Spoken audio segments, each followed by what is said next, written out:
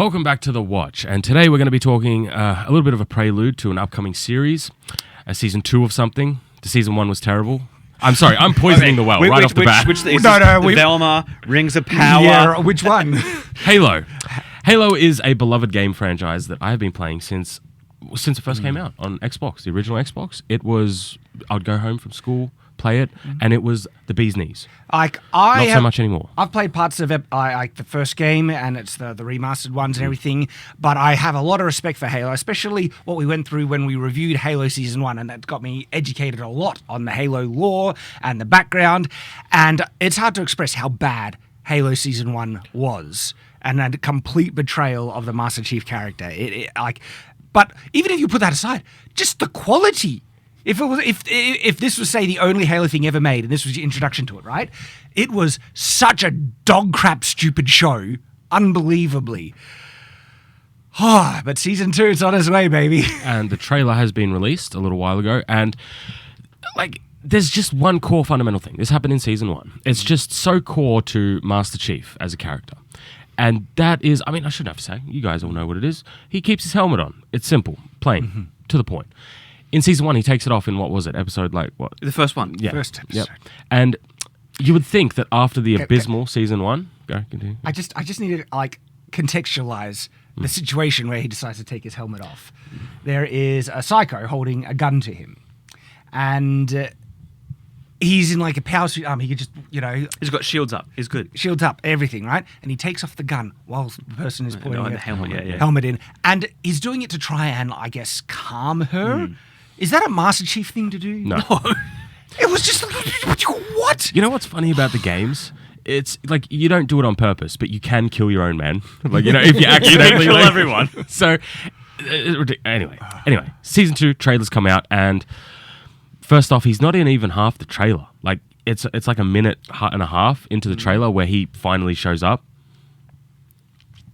without his helmet on. Without his helmet on. And it seemed like the end of season 1 was a promise of, we will try and give you the real Master Chief by... I've tried to put this out, season 1 out of my memory because of how bad it was, and trying to recall it is traumatizing because the way they did it, he died and then he gets overtaken by the AI lady. By Cortana, yeah. Cortana. And then it seems like he's dead, and now he's a walking corpse controlled by Cortana and stuff. And so they had the ending scene in season 1 with someone trying to talk to him, and he's being silent and stoic, and he turns his head. And it's like them trying to say, see, we did give you Master Chief after we literally killed the character and destroyed him. Aren't you happy we gave you what you want? But it seems like they're not even sticking to that. Yeah. And I also saw that the trailer, the vibes that I got from it was that it was going to be more... it's not focusing on Master Chief. None of this is focusing on Master Chief. It's the more of season 1. It is the exact same show. All the same characters. There's new soy boys that come in and look stoic. And I saw this on Twitter as well. People were getting enraged because all the promo for him is him out of his armor, no helmet, carrying bodies and shooting things, and every single person... He's come out and said the statement as well. He goes, how can actors act behind a mask? You need to see facial expressions to get the emotional value. That's not Does your... this whole thing. That's not your character, and man. the threads for that is Darth Vader, Mandalorian, just countless other... V for Vendetta. Yeah. Where the entire... An actor who says that they can't convey emotion with a mask... in my mind, is saying that they're not a very good actor because you can act body language, tone of voice, you can convey incredible emotionality even with a mask on. Someone even posted, I think it's Power Rangers, this guy's washing his washing in a tub, and then there's a washing machine next to him. He's all suited up, and the expressions you get from him realizing there's a washing machine next to him while he's hand washing his clothes, it just proves his point is wrong. Yeah, he's just trying to cope. It's desperate cope, and is it vanity, perhaps? The actors want their faces to be seen and stuff. And So why are you applying for roles where the people have helmets on? Seriously.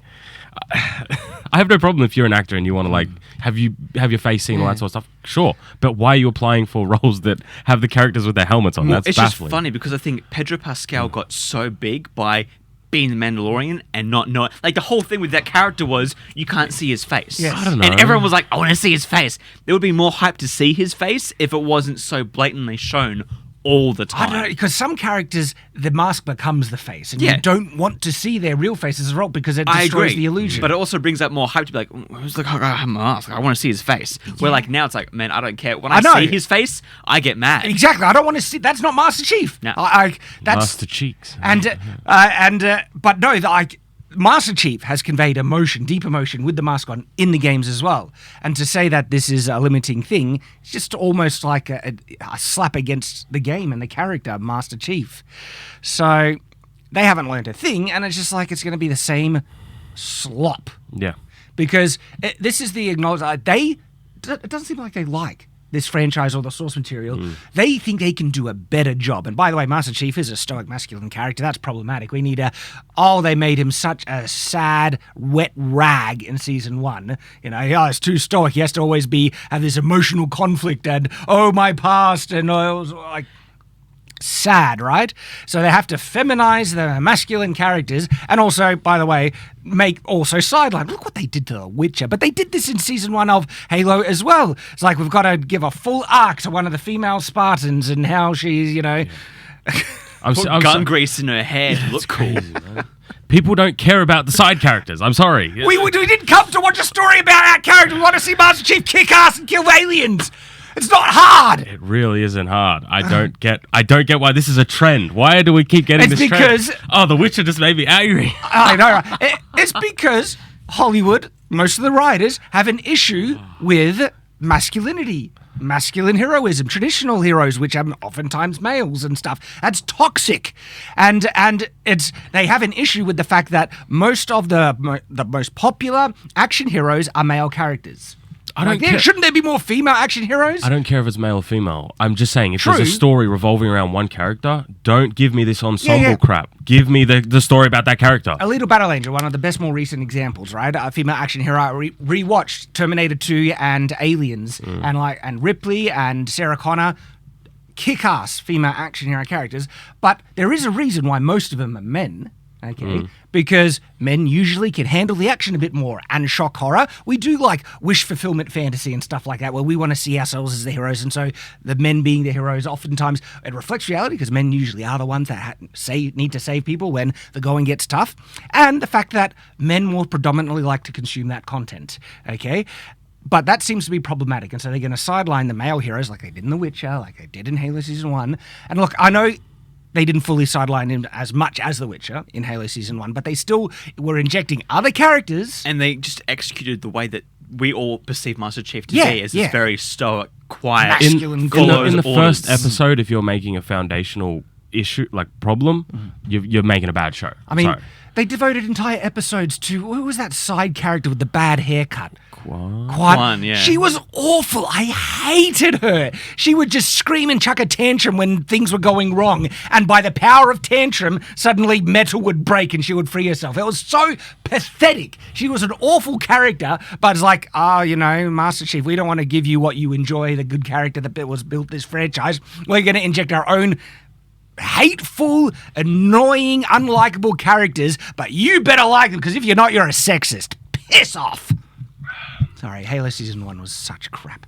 Well, that basically sums up everything about season 2 so far anyway. So there's a good, concise Shad. Yep. Anything else you wanted to add? We'll review it and see how bad it is, because that's what we do here. Yeah. That's almost the sign-off. It is the sign-off. Stay on watch.